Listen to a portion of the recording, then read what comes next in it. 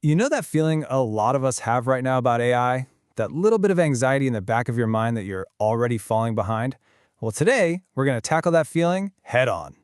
Seriously, let that sink in for a second. If you think you're late to the game with AI, you're not. You haven't missed the boat.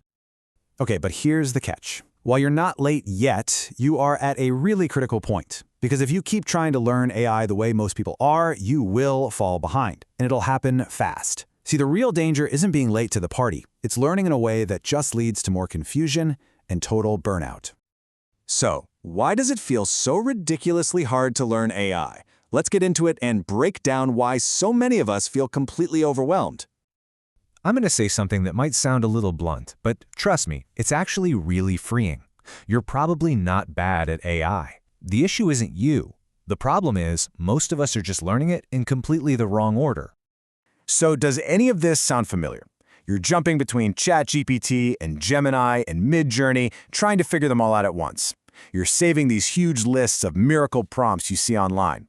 You watch tutorial after tutorial, and after weeks of all this, you still feel just as confused as when you started, maybe even more so. Look, this isn't you failing, it's the method that's failing you. And that right there is the core issue. It all comes down to the learning order. It's like we're trying to build the roof of a house before we've even poured the foundation. AI feels hard, not because it's impossible to get, but because we're approaching it without any kind of clear, logical structure. So the answer isn't to find yet another tool or watch another tutorial. What you really need is clarity, and that's exactly what we're going to build right now. A simple 3-step process to get you on the right track. All right, let's dive into step 1. And honestly, this is the most important one. It's where almost everyone goes wrong, and it's where we're going to get it right.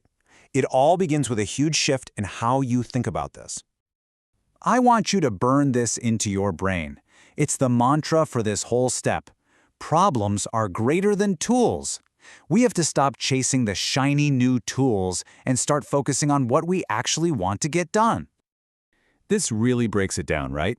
Asking what AI tool should I learn, that puts you on the back foot, always playing catch-up. But asking what problem do I want AI to solve, now that puts you in the driver's seat. And we're not talking about some new, abstract AI problem you have to invent.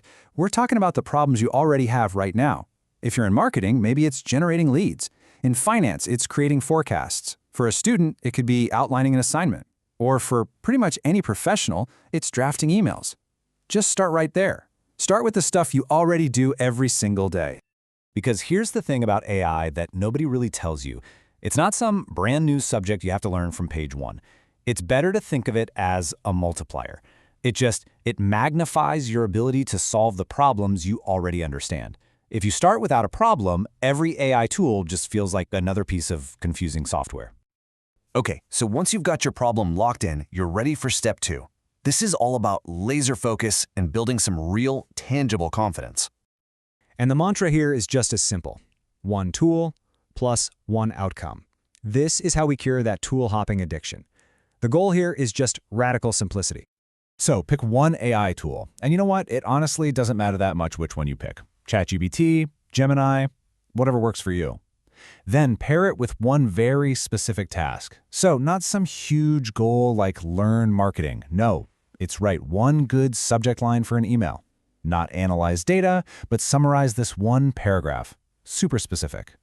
And this part is so important. I want you to think about it like building a muscle at the gym.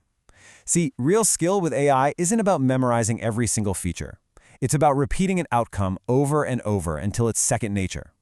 Can you consistently generate a good email draft? That repetition is how you build genuine skill and confidence. All right, on to our final step. This is where all that focused practice really pays off and turns into something you can use again and again. We're going to use something I call the learning loop.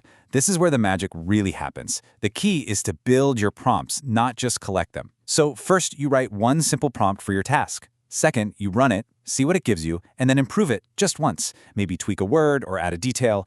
And third, and this is the most important part, save it.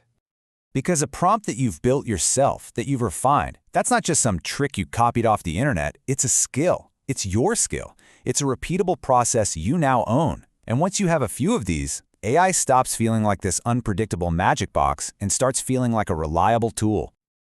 Okay, let's zoom out and bring this all together. Let's talk about why this approach isn't just about feeling less confused, it's about giving you a real, lasting, competitive edge. You hear it all the time, but this really is the fundamental truth of this whole AI shift. AI itself isn't going to replace you. But someone who gets this, someone who understands how to work with AI to solve real problems, yeah, they will. This is the skill that really matters. And that's the framework. If this helped cut through some of the noise and gave you a bit of clarity, go ahead and subscribe. That's really what this channel is all about. Practical AI skills. No hype, no noise, just clarity. See you in the next one.